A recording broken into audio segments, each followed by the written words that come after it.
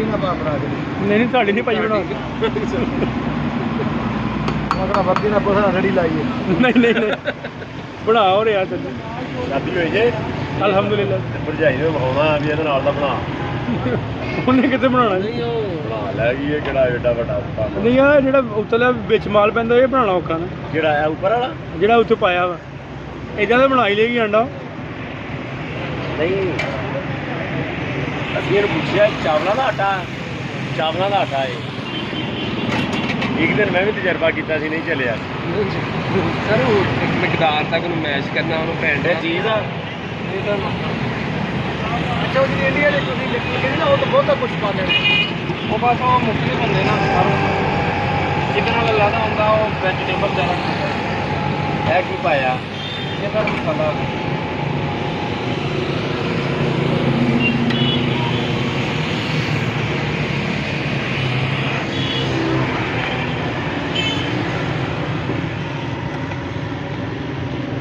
ਯਾਰ ਵੀ ਇਸ ਹਿਸਾਬ ਨਾਲ ਤੇ ਬਣ ਔਖਾ ਤੇ ਕੋਈ ਨਹੀਂ ਚਾਵਲਾਂ ਦਾ ਆਟਾ ਸਿਰਫ ਲੈਣਾ ਯਾਰ ਪਿਓਰ ਚਾਵਲਾਂ ਦਾ ਆਟਾ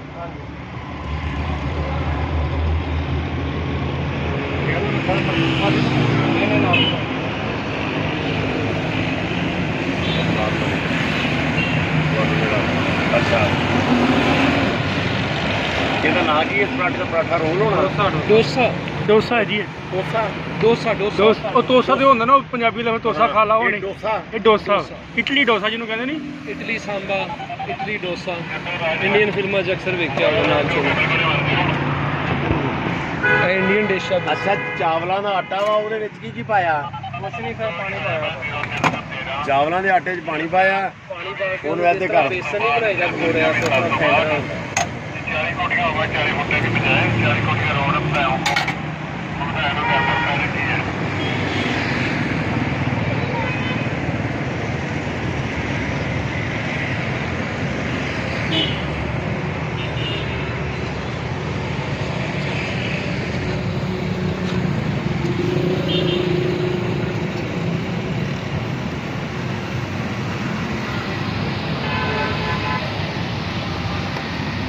ਥੱਲੇ ਦਵਾ ਰੱਖਿਆ ਇਹ ਵੀ ਸਪੈਸ਼ਲ ਹੋਣਾ ਚਾਹੀਦਾ ਹੈ ਵੈਸੇ ਜਿਸ ਤਰ੍ਹਾਂ ਉਹ ਆਪਣਾ ਬੇਸਨ ਵਾਲੇ ਕੂੜੇ ਨਹੀਂ ਬਣਦੇ ਉਸ ਤਰ੍ਹਾਂ ਦਾ ਮੇਰੇ ਹਿਸਾਬ ਨਾਲ ਪੈਂਦਾ ਇਹ ਮਾਈਆਂ ਬਾਰਿਸ਼ ਚ ਬਣਾਉਣੀਆਂ ਮੇਰੇ ਵਾਰਸ ਸਾਹਿਬ ਮੇਰੇ ਫੇਵਰਟ ਹੁੰਦੇ ਸੀ ਤਾਂ ਘਰ ਬੜੇ ਆਰਾਮ ਨਾਲ ਅਸੀਂ ਰੋਜ਼ ਵੇਖਦੇ ਆ ਇੱਥੇ ਗੱਡੀਆਂ ਦਾ ਰਸ਼ ਲੱਗਾ ਹੁੰਦਾ ਮੈਂ ਆਖਿਆ ਕਿਹੜਾ ਪਰਾਠਾ ਵਾ ਜਿਹੜਾ ਗੱਡੀਆਂ ਵਾਲੇ ਖਾਣ ਆਉਂਦੇ ਆ ਨਵੀਂ ਚੀਜ਼ ਨਾ ਸਰ